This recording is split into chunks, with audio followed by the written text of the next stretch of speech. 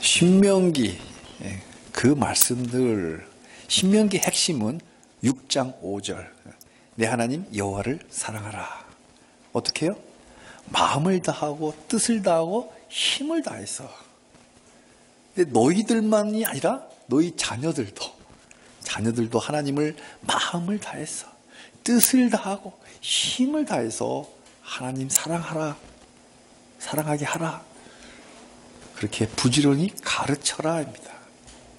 하나님을 사랑하는 법 구체적으로 어떤 걸까요? 대표적인 케이스 4가지를 6장에서부터 10장까지에 말씀하십니다. 6장에 하나님의 선물을 누릴 때 여호와를 잊지 말라. 7장은 적군이 군사력이 엄청날 때, 적의 군사력을 두려워할 때 두려워하지 말고 여호와를 기억하라. 적이 두려우면 하나님 사랑하는 거 아니에요. 꼬마가 어떤 사람 무서워하고 아빠가 있는데도 불구하고 무서워한다면 아빠 무시하는 거잖아요. 그러니까 무서워하는 것은 하나님 사랑하는 거 아니다. 그 7장이에요.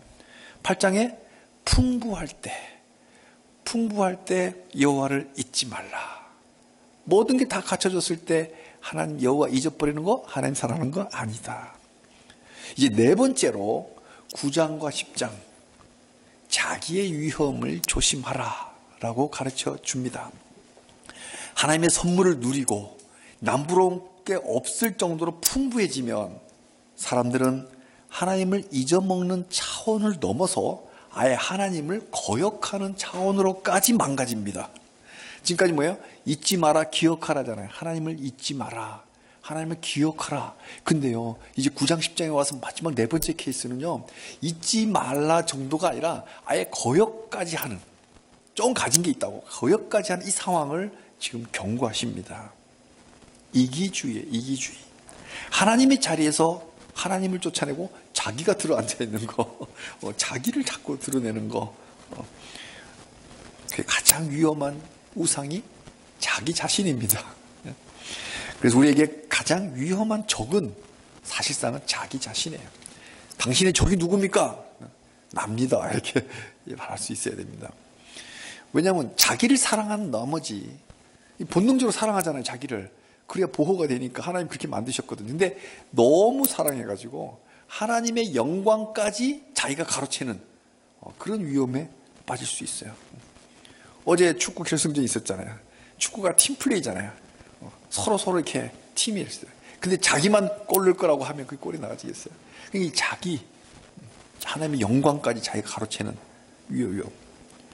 예, 우리 옆 사람하고 한번 인사했으면 좋겠습니다. 자기를 조심합시다. 자기를 조심합시다. 그 연인끼리 말하는 그 자기, 남을 말하는 게 아니라 자기 자신, 자기를 조심합시다. 그래서 오늘 본문을 자기의 위험을 조심하라라는 제목으로 은혜를 나누고자 합니다. 자, 이제 요단강만 건너면 저 아름다운 땅을 차지합니다. 그때 조심해야 할 것은 이 아름다운 땅과 이 풍부한 재물들이 내 힘으로, 내 손으로 일구어 얻은 거라고 우기지 않는 거예요. 지난주 8장에 나왔잖아요. 힘으로 치자면 40년 광야를 헤매던 이 난민 수준이잖아요. 난민 수준. 뭐 힘이 있겠어요, 난민들이. 겨우겨우 연명하고 온 사람들인데 그에 비해서 가나안에 정착해 살던 사람들은 오랫동안 정착을 했기 때문에 안정적이잖아요. 곡식도 풍부한 아름다운 땅이잖아요. 지하 자원과 먹는 게 풍부하니까 어떻게 돼요? 국방이 튼튼해. 최정의 군사력을 갖고 있는 막강한 나라입니다. 성읍들이 얼마나 컸던지 오늘 본문에 보니까 성벽이 하늘에 닿았다. 이거 수사적인 표현이잖아요. 밑에서 쳐다보면 하늘까지. 그러니까 뭐예요? 난민들이 그냥 넘어갈 수 있는 그런 만만한 성이 아니라는 거죠. 아수리아 대군이 왔을 때 그 성을 넘으려면 밖에다가 토성을 쌓아요. 흙을 막 쌓아갖고 그 높이와 똑같이 하면 그냥 넘어갈 수 있잖아요. 그 정도 막강한 군대력이지 이런 난민들이 감히 넘어갈 수 있는 그런 성이 아니에요. 설사 넘어갔다 한들 그 속에 있는 그 원주민들은 숫자도 훨씬 많고 키도 안악자손이란 말은 굉장히 큰 거인들을 말하는 거예요. 이 거인이니까 넘어간들 상대가 되지 않아요. 우리 옛날에 사극 같은 거 보면 막 성 넘어가서 서로 막 넘어가 막 전쟁하고 칼싸움하고 그러잖아요. 넘어가면 뭐예요? 오히려 상대가 더 큰데. 이런 상대를 어떻게 40년 동안 광야를 떠돌던 그 난민들이 넘보기나 할 수 있겠습니까? 그래서 오늘 본문에 상기시켜 줍니다. 9장 1절에 들으라, 3절에 알아라. 뭐를? 정확한 팩트를 좀 알아라. 이 아름다운 땅, 약속의 땅을 차지한 것은 너희들 힘이 아니다. 너희들 힘으로 될 일이 아니다. 그건 하나님의 힘이다. 하나님 여호와가 쫓아내셔서 너희가 차지한 땅임을 알아라. 1절이 뭐야? 들으라. 3절에 알아라. 그렇습니다. 잘 나갈 때 교만하지 말고 겸손해야 됩니다. 하나님이 행하셨음을 인정해야 합니다. 내가 했다고, 내 힘이라고 우기려는 자기를 조심해야 됩니다. 무릇 지킬 만한 것 중에 더욱 네 마음을 지켜라. 내 마음. 교만한 마음 버리고 겸손한 마음을 지켜라. 하나님께 감사하는 마음, 하나님께 영광 올려드리는 마음, 그 마음으로 살아야 복이 있는 삶입니다. 저는 요즘 이렇게 날씨를 보면서 저희 어머니하고 통화를 했는데 요즘 날씨가 너무 살기 겁난다 그러시더라고요. 이런 날씨를 보면서 회개를 했어요. 회개를. 하나님, 내가 정말 교만하게 살았네요. 겸손하지 못하게 살았네요. 늘 하나님 말씀에 순종하면서 살아야 되는데, 자, 이렇게 하나님이 주의를 주잖아요. 그러니까 어떻게 해요? 하나님이 이 아름다움을 차지하게 하신 것을 인정하지 않을 수 없게 됐잖아요. 이 사람이 크다, 성벽이 하늘 닿는다, 이렇게까지 하니까 하나님이 쫓아낸 거다. 그러니까 8장에서 내 힘으로 했다는 거 우길 수가 없게 된 거예요. 그러니까 9장에 와서는 인정할 수밖에 없어요. 그래서 인정합니다. 4절에 보니까 아름다운 땅을 차지한 것은 자기 힘이 아니라 여호와 하나님이 쫓아낸 걸 인정해요. 자, 그런데 이 와중에도 교묘하게 자기를 내세웁니다. 하나님이 다 쫓아내신 거라고 자기를 내세울 게 없잖아요. 근데 참 이 죄악은 교활합니다. 교만은 참 교활해요. 어떻게 하냐면 하나님이 쫓아내신 건 맞는데 그 이유가 내가 의롭기 때문이라는 거예요. 처음엔 내가 다 쫓아냈다 했다가 안 되니까 하나님 쫓아내신 건 맞아요. 근데 그 하나님이 왜 그러셨을까? 내가 잘나서, 내가 정직해서, 내가 의로워서 하나님이 쫓아내셨다. 5절에도 그러잖아요. 내가 정직하기 때문이라고. 가난한 사람들은 의롭지 않지만 자기는 의롭고, 가난한 사람들은 정직하지 않지만 나는 정직하다. 그래서 하나님이 이 땅을 내 차지하게끔 해주신 거다. 결과는 하나님께 돌렸지만 그 원인을 자기에게 돌리는 거예요. 참 교활하죠? 이 죄인들의 모습입니다. 물론 가난한 사람들이 악했기 때문에 하나님 심판하신 거예요. 하나님이 잔인해서 심판하신 게 아니라, 어떤 할머니들 그래요. 하나님 너무 무섭다, 잔인하시다, 막 다 죽이니까. 잔인해서가 아니라 악해서 심판하신 거예요. 공의 하나님께 심판하신 거예요. 그런데 이스라엘 사람들이 반대로 착해서, 정직해서, 의로워서 이스라엘 사람들이 그 땅을 들어간 건 아니다는 거죠. 그럼 왜? 하나님이 아브라함과 약속한 게 있어서. 창세기 12장 3절에 모든 족속이 너로 말미암아 복을 얻을 것이다. 아브라함과 12장의 그 언약이, 첫 번째 언약이 세 가지를 줍니다. 땅 주겠다, 자손들 주겠다, 구름같이, 하늘의 별같이 큰 민족 이루어주겠다. 세 번째, 복 주겠다. 앞에 땅 주고 자손들 주는 것도 복인데 아예 네 복 덩어리가 되게 하겠다. 그 복이 뭐야? 네 혼자 먹고 살라는 게 아니라 너를 통해서 만민이 구원받는 복의 통로로 되게 하겠다.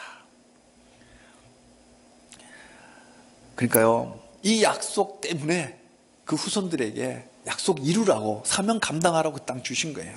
잘나서 준 게 아니고. 이스라엘 사람들이 남달리 죄가 없어서, 남달리 종교성이 강해서, 남달리 거짓말도 안 하고 착해서 그 보상으로 받은 땅이 아니라 하나님 백성답게 살라고, 그 사명 다 하라고 주신 은혜의 땅입니다. 우리도 마찬가지입니다. 우리 성도들은 척하지 말아야 됩니다. 의로운 척, 깨끗한 척 하지 말아야 됩니다. 우리 성도들은 세상 사람들에 대할 때 이런 함정에 빠지기가 쉬워요. 그렇잖아요. 이거 조심해야 돼요. 너희들은 죄인이고 나는 죄인이 아니야. 너희들은 세속적이고 나는 성스러워. 이런 자세 자체를 갖고 있으면 실상은 뭐예요? 저들은 아직 용서받지 못한 죄인들, 우리는 용서받은 죄인들, 이 차이만 있는 거예요. 그렇잖아요. 나는 죄인이다 고백했기 때문에 주님의 보혈로 다 용서받았어요. 우리는. 그러니까 우리는 용서받은 죄인들이고, 저희들 아직까지, 저 사람들 아직까지 예수님을 거부하고 있기 때문에 용서받지 못한 죄인들이에요. 그 차이만 있지 죄인이기는 마찬가지예요. 그래서 우리는 뭐예요? 저들은 죄 가운데 있으면서도 죄가 뭔지도 모르고 있는 사람들이고, 우리는 죄를 짓지 않지만 죄를 질 가능성은 갖고 있는 사람들. 성도라고 죄 안 짓습니까? 목사라고 죄 안 짓나요? 안 짓는데 또 죄를 질 가능성은 여전히 갖고 있는 위험한 사람들일 뿐인 거죠. 별 차이가 없어요. 근데 우리는 막 의로운 척하고 예수 믿지 않는 사람들은 아주 더럽다 이렇게 해버리면, 성과 속을 딱 구분해버리면 곤란하다는 거죠. 이 이스라엘 사람들의 우와 우를 범한 거 다를 게 뭐가 있어요? 그 차이가 분명히 있긴 있어요. 성도는 하나님의 백성이고, 아직 저들은 공중의 권세 잡은 자들에게 지배 아래에 있는 이 엄청난 차이가 있죠. 그러나 우리가 의롭다거나 우리가 의로워서 하나님 백성 된 거 아니에요. 우리가 정직해서 주님의 자녀가 된 게 아니에요. 오로지 하나님 은혜 때문에 우리 성도라는 이 명찰을 달고 있는 거예요. 저들이나 우리나 하나님께 반역하기는 마찬가지예요. 저들이 몰라서 반역하나 우리는 알면서 반역하잖아요. 그럼 어떻게 보면 우리가 더 위험한 사람들이 그렇잖아요. 자, 다시 한번 3400년 전으로 다시 한번 가보겠습니다. 이스라엘 사람들은 목이 곧은 백성들이다. 목이 뻣뻣하다. 늘 여호와를 거역하던 사람들이었습니다. 그러니 악하기는 가나안 사람들과 똑같아. 그럼 어떻게 결과적으로 가나안 사람들이 심판받았으니까 이스라엘 백성들도 똑같이 심판받아야지. 똑같이 다 멸절당해야 되는 거예요. 왜? 하나님은 의로우시니까, 공의롭기 때문에 이스라엘도 다. 그래서요, 우리 하나님이 이스라엘을 아예 멸절시키려고 한 적이 있었어요. 근데 왜 망하지 않고 그때까지 계속 건재해 있을까? 그잖아요. 멸절시켜야 되는데, 그리고 하나님이 한 마음 먹었어요. 이스라엘까지 다 멸절시키려고. 근데 왜 건재하냐? 모세의 중보기도 때문에요. 중보기도 때문에, 모세 때문에. 그냥 중보기도 아니에요. 무려 40일 동안 금식하는 철야기도 하면서, 철야기도는 뭐 낮에는 자는 아니에요. 밤낮으로 40일 동안 먹지 않고 모세가 목숨 다해서 걸고 기도한 그 기도 덕분에 하나님이 철회하신 거예요. 하나님으로부터 이토록 아름다운 땅을 선물 받은 이유가 자기들이 의롭거나 정직해서가 아니라, 너희들 악하지만 모세의 중보기도로 너희들 멸절시키지 않고 아브라함과의 약속을 지키기 위해서 준 거다. 근데 너희들은 정말 악하다. 그 역사적인 증거 5가지, 그 5가지 많지만 대표적인 케이스 5가지를 우리 본문에 줄줄이 언급합니다. 하나님께 거역한 게 한두 번이 아니라는 거죠. 5번씩 난 거는 5번만이 아니라 무지하게 많아요. 늘 그래요. 자, 첫 번째 9장 8절에 호렙산 사건이 나옵니다. 이 호렙산은 출애굽기의 시내산과 동일한 이름이에요. 신명기 와서 이름을 호렙산이라 부릅니다. 지금 정확한 위치를 모르겠어요. 이게 사우디아라비아죠. 이쯤 어디로 추정이 됩니다. 이 시내산 호렙산에서 어떻게 하나님께 반역했냐? 기억나시나요? 금송아지 사건. 금송아지 사건. 모세는 시내산에 올라가서 십계명 받을 거라고 40일을 지금 밤낮으로 금식하면서 기도하고 있을 때, 산 아래에서는 뭐야? 40일 동안, 그때 핸드폰이 없었겠죠. 40일 동안 소식이 없으니까 연락 끊겼다고, 산에서 죽었는지 모르겠다고, 그래 놓고는 금송아지 만들어 놓고, 이게 하나님이라고, 이집트에서 여기까지 우리 탈출시킨 이 하나님이 이 금송아지라고 하나님께 대놓고 반역한 사건이 터진 거예요. 이때 하나님이 모세에게 비장한 말씀을 합니다. 노아 홍수의 버금가는 엄청난 말씀을 하십니다. 오늘 보면 14절에 나를 막지 말라. 하나님, 야 모세야, 나 막지 마. 내가 그들을 멸하여 그들의 이름을 천하에서 없애고 대신에 너를 그들보다 강대한 나라가 되게 하리라. 이게 무슨 말이에요? 이 금송아지 만들어 놓고 이 우상 숭배하는 이들을 다 멸해버리고 그럼 하나님 나라 끊기 부잖아요. 너 모세 너로 다시 시작하겠다.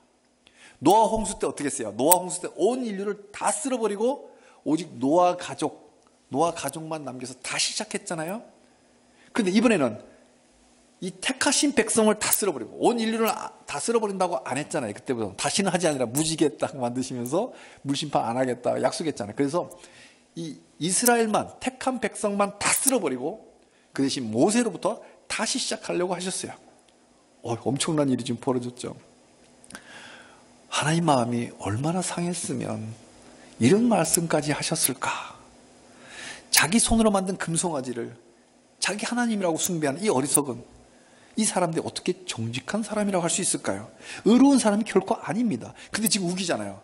내 정직함 때문에, 내 의로움 때문에 이 아름다운 땅, 이 가나안 땅을 나에게 주셨다. 지금 우기고 있잖아요. 착각에는 커트라인이 없다면서요. 자, 또 다른 사건들이 22절에 마구 쏟아집니다. 함께 읽겠습니다. 너희가 다베라와 마사와 기브론 핫다와에서도 여호와를 경노하게 하였느니라. 와, 23절에는요 가데스 바네아도 나옵니다. 자, 다베라 반역 사건은 어디일까? 여기입니다. 시내산에서 동쪽으로 좀 있죠. 민수기 11장에 1절로 3절에 나옵니다. 자, 지금 여기 여기 모압 평야에 모여 있잖아요. 이 모압 평야에서 지금 모세 설교를 듣고 있는데 40년 전으로 돌아가면 이 시내산에서 드디어 이 가나안 땅으로 행군을 시작합니다. 민수기가 그렇게 시작하잖아요. 그래서 출발한 지 얼마 되지도 않아요. 3일 길. 딱 3일 만에 행군 멋지게 시작했는데 3일 만에 이 다베라라는 곳에서 불평을 합니다. 악이 찬 악한 말로 하나님이 원망부터 해버려요. 그래서 이 하나님이 이 진영 끝에다 불을 붙여버려요. 그때도 모세가 중보기도 합니다. 그래서 불이 꺼졌어요.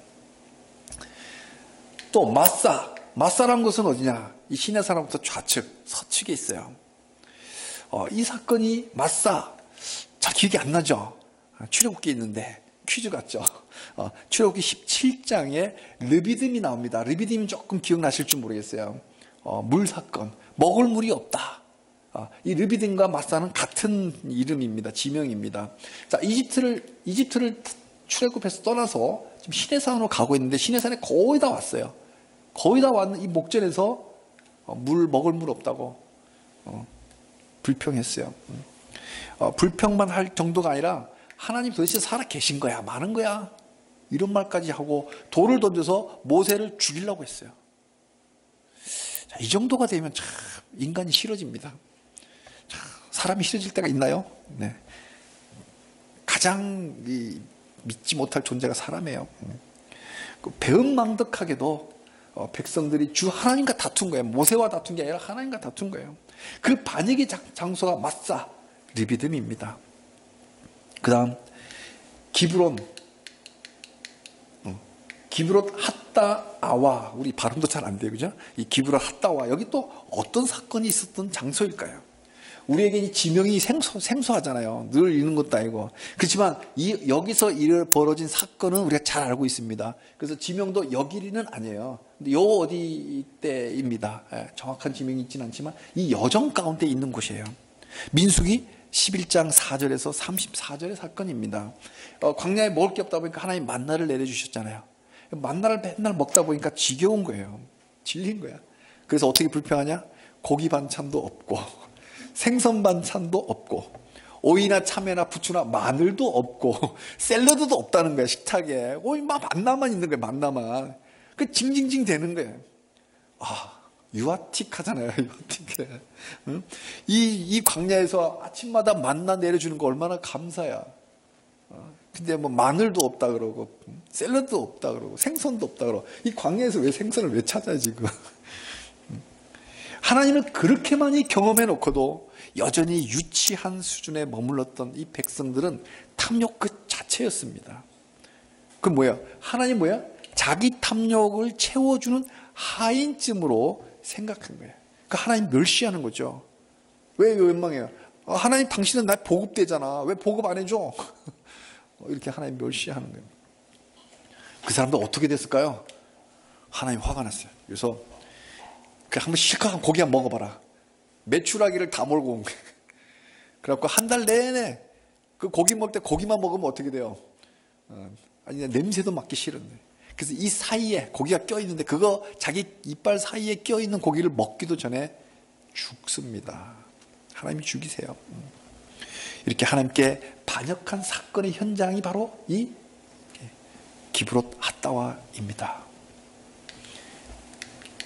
그 다음에 가데스 바네아. 이건 결정적인 반역의 장소예요. 대표적인 게 시내산 금송아지 사건과 가데스 바네아. 어떻게 해요? 이제 약속의 땅 가나안 왔잖아요. 금방 와서 40년 안 걸렸어요.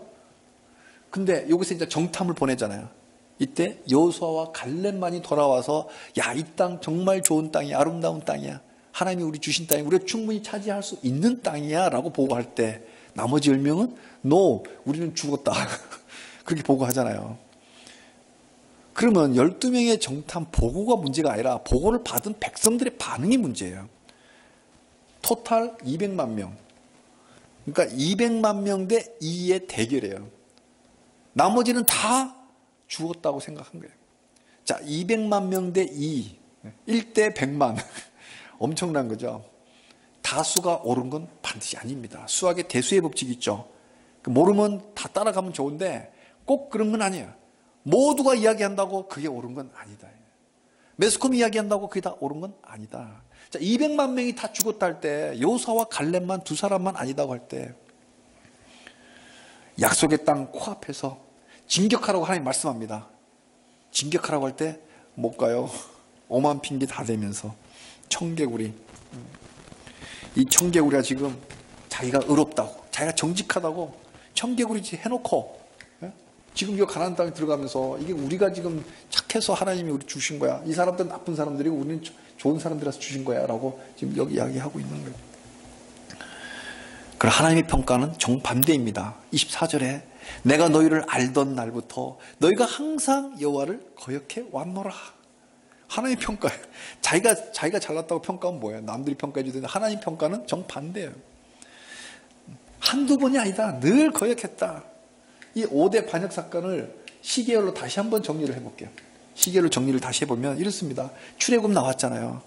출애굽에 나와서 시내산으로 거의 다 왔을 때 이 마사 여기서 물 없다고 불평했죠. 시내산 막상 왔을 때 모세가 연락이 끊겼다고 금송아지 만들어 놓고 여기서 뭐예요? 근 1년을 머물렀습니다. 머물면서 레위기 말씀 받았죠. 십계명 받았죠. 훈련 받았죠. 레위기가 뭐예요? 하나님이 임재하신 속에서 하나님과 동행하는 하나님과 함께하는 법이 바로 레위기잖아요. 이미 임재하신 하나님과 함께 살아가는 법. 죄 있는 채로 하나님께 가면 죽습니다. 왜? 하나님 죄 없으신 분이니까. 그래서 죄를 용서받고 하나님께 가까이 가는, 그래서 제사법이 그런 거거든요. 그 예수님과 함께 있을 때 하나님과 함께 할 수 있는 이 레위기를 1년간 훈련받은 곳이에요. 그리고 이제 당당하게 이제 출발을 합니다. 3일 만에 불평하죠. 그리고 이제 먹을 게 만나뿐이라고 징징대고 가데스에서는 가랄 때도 못 가고 반대로만 했던 이 반역의 장소. 자, 이걸 보면 참 기가 막힙니다.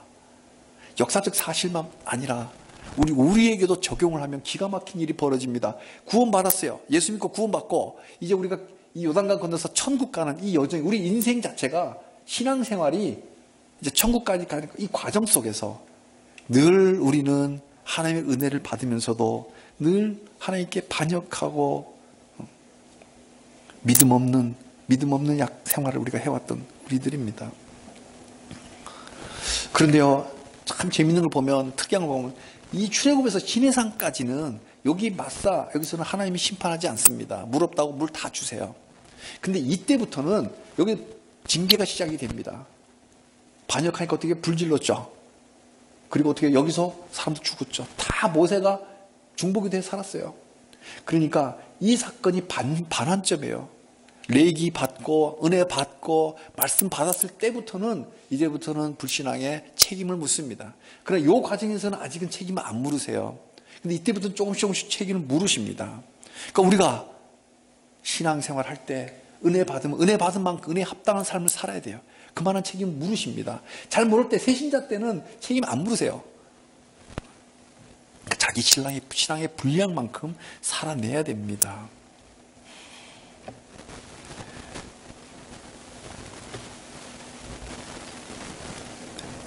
우리가 생존하고 있는 이유는, 하나님께 늘 반역하면서도 우리가 생존해 있는 이유는, 반역 때마다 모세가 중보기도 했고, 하나님은 한 사람의 기도를 들고 민족을 살려주십니다. 우리도 마찬가지죠. 우리 예수님을 주님으로 믿어 하늘을 가는 이 신앙 여정 가운데 하나님께 감사하며 겸손한 삶보다는 자기 의를 내세우는 교만한 세월이 훨 많아요. 저도 그래요. 저를 보더라도, 저를 뒤돌아보면 하나님께 겸손하며 감사했던 순간보다도 나를 내세웠던 순간이 너무 많다. 더 많아. 그렇지만 우리 하나님은 길이 참으시며 우리를 당신의 자녀로 하나씩 하나씩 아름답게 빚어가는 거예요. 모난 곳을 하나씩 하나씩 다듬으면서 이렇게 우리를 만들어 가십니다. 하나님은 반역만 하는 이스라엘을 어떻게 성도로 빚어 가실까요? 하나님께서 모세에게 십계명을 다시 주시면서 무언가를 요구하셨습니다. 12절과 13절을 함께 읽겠습니다. 이스라엘아, 내 하나님 여호와께서 내게 요구하신 것이 무엇이냐? 곧 내 하나님 여호와를 경외하여 그의 모든 도를 행하고 그를 사랑하며 마음을 다하고 뜻을 다하여 네 하나님 여호와를 섬기고. 13절입니다. 내가 오늘 네 행복을 위하여 내게 명하는 여호와의 명령과 규례를 지킬 것이 아니냐. 하나님의 요구는 딱 하나, 네 하나님 여호와를 경외하라, 하나님 사랑하라, 마음을 다하고 뜻을 다하고 힘을 다해서 네 하나님 여호와를 사랑하라. 이건 우리의 행복을 위한 거다. 행복하기를 원하십니까? 그러면 하나님 여호와를 사랑하십시오. 행복해집니다. 신명기 성경이 약속이에요. 이 약속 붙잡아 보세요. 행복하길 원하세요? 하나님 사랑했어요. 사랑해 보세요. 그러면 행복해집니다. 제 말이 아니에요. 신명기 10장 13절 말씀이잖아요. 과연 우리는 어떻게 해야 자기 목을 지켜 세우는 이 교만의 위험을 피하고 하나님을 경외할 수 있을까요? 16절을 함께 읽겠습니다. 그러므로 너희는 마음의 할례를 행하고 다시는 목을 곧게 하지 말라. 너희는 마음의 할례를 행하라. 할례란 뭘까요? 할례의 시작은 창세기 17장에 나옵니다. 이스라엘 남자는 누구나 난 지 8일 만에 그 아기 고추의 피부를 칼로 베는 걸 할례라고 그래요. 할례를 왜 할까? 그 이유가 11절에 명확하게 나옵니다. 너희는 포피를 베어라. 이것이 너와 나와 너희 사이의 언약의 표징이니라. 심볼. 하나님과 언약 맺었다는 그 상징적 증거로 삼기 위해서 할례를 합니다. 그러니까 아기 때, 육아 때, 아기도 아니야, 아주 젖먹이 때 만 8일 만에 그 살을 베니까 그 흉터가 평생 가는 거예요. 그러니까 하나님과 언약을 맺었다는 거. 이 언약은 영원한 언약이라는 걸 늘 보여주기 위해서. 남성은 늘 그 소변 볼 때마다 자기 고추를 볼 수밖에 없어요. 그때마다 그 상처를 보잖아요. 그 상처가 자기 죽을 때까지 보기 때문에 하나님과 맺은 언약, 이 언약이 영원히 가는 거예요. 그 사인으로 주신 거예요. 할례가 의식적인 행위로 준 게 아니라 하나님과 너와 언약을 맺었다 이거예요. 그럼 우리가 하나님과 맺은 언약이 도대체 뭐냐? 창세기 17장 7절에 내가 너의 하나님이 되리라. 내가 너희 후손하고도 영원히 하나님이 되리라. 너와만이 하나님이 아니라 너희 후손과도 하나님이 되리라. 그래서 뭐예요? 신명기에 하나님을 사랑하라 뿐 말고 너희 자손들도 하나님 계속 사랑하게 가르쳐라. 이 약속이거든요. 나는 너의 하나님, 너는 내 백성. 이 언약이라고. 그래서 오늘 본문 신명기 10장 16절에 할례는 마음에 행하라. 할례는 마음에 행하는 거야. 왜? 영이신 하나님과 관계 맺는 거예요. 그러니까 영적인 할례를 해라는 뜻이죠. 예레미야 4장 4절에서도 너희는 스스로 할례를 행하여 너희 마음의 가죽을 베고, 마음의 가죽이 있나요? 은은법이잖아요. 마음 가죽을 베고 나 여호와께 속하라. 그러니까 할례는 하나님께 속하는 거예요. 마음 가죽을 베서 마음속 깊이 여호와는 나의 하나님이 되시니 나는 하나님 겁니다 라는 이 신앙을 새기는 것이 바로 할례, 진짜 할례예요. 그래서 로마서 2장 29절에도 할례는 마음에 할지니 영에 있고 율법 조문에 있지 아니한 것이라. 그러니까 신약 시대에 와서 할례가 무효화된 게 아니라 창세기 17장에 처음부터 할례는 마음에 하는 거였어요. 육체는 왜 하냐? 사인으로 보여주는 거지. 시청각 교제로. 자, 이처럼 창세기, 신명기, 예레미야, 로마서까지 우리 성경 전체는 할례는 마음 가죽을 베는 영적인 사건이다. 하나님에 속하는 거, 이게 뭐야? 믿음의 고백이잖아요. 믿음의 고백. 그러니까 마음의 할례라는 것은 뭐냐? 하나님과 관계 맺기예요. 쉽게 말해서 하나님과 관계 맺는 거예요. 여호와는 나의 하나님, 나는 하나님의 백성, 하나님의 자녀. 이 관계 맺기예요. 이게 바로 할례예요. 그러니까 뭐예요? 살을 배웠다고, 살을 칼로 배웠다고 관계가 맺어지나요? 하나님이 영이시니까 영을 배워야지, 영을 배워야지. 영이 눈에 안 보이니까 눈에 보이라고 살을 배는 거예요. 그래서 뭐예요? 할례는 믿음의 고백, 하나님과 관계 맺는 거. 그러니까 우리는 어떻게 해요? 예수님을 통해서 하나님과 관계가 맺어지는 거예요. 그러니까 할례를, 마음의 할례를 받아라, 예수 믿어라 이거예요. 예수 믿어라. 그럼 신명기 10장 오늘 본문은 할례를 어떻게 설명할까요? 17절에 너희 하나님 여호와는 신 가운데 신이시며 주 가운데 주시오 크고 능하신 두려우신 하나님이라. 나의 하나님인데 어떤 하나님이냐? King of King, 왕 중의 왕이다. 여호와만이 나의 왕이시라는 이 믿음을 마음 가죽에 새기는 영적 할례를 받아야 하나님을 경외할 수 있다. 그래서 하나님을 사랑해라, 하나님 경외하라는데 그게 되나요? 악한 사람들인데 안 되잖아요. 반역의 사건 수없이 봤잖아요. 왜 안 되냐? 마음의 할례를 안 받았기 때문에. 육체의 할례만 받고 다 된 줄 알아. 의식, 행사만 치르면 다 된 줄 알아. 아니다고. 행사가 아니고 그거는 심볼이고 마음의 할례를 받아야 된다. 이제. 마음의 할례가 뭐예요? 하나님이 나의 하나님이십니다. 진짜 주님 중에 주님이십니다. 신 중에 다 우상이고 하나님만이 나의 신입니다. 라고 마음의 할례를 받아야 그제야 진짜 하나님을 경외할 수 있다. 진짜로 마음을 다하고 뜻을 다하고 힘을 다해서 하나님을 사랑할 수 있다. 이 엄청난 말씀이 지금 있어요. 하나님을 사랑하라. 10계명, 1계명, 4계명부터인데 그 사랑하는 비법 할례를 받아라. 창세기 17장 행사가 아니다. 마음의 할례를 받아라. 와, 엄청난 비밀이. 그래서 9장 10종 오늘 다 묶은 거예요. 마음의 할례, 예수님을 주로 믿어 여호와 하나님의 자녀가 된 사람은 조금 살만해졌다고 그리 쉽게 하나님 멸시하지 않습니다.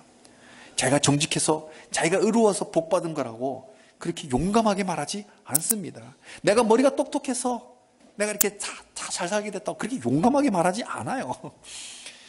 사랑하는 성도님들, 우리 모두 마음의 할례를 받읍시다. 마음의 할례가 뭐예요? 믿음의 고백이라 했잖아요. 영적 고백. 그 뭐예요? 예수 믿는 거예요. 예수님을 믿음으로만이 하나님께 갈 수 있어요. 내가 길이요 진리요 생명이다.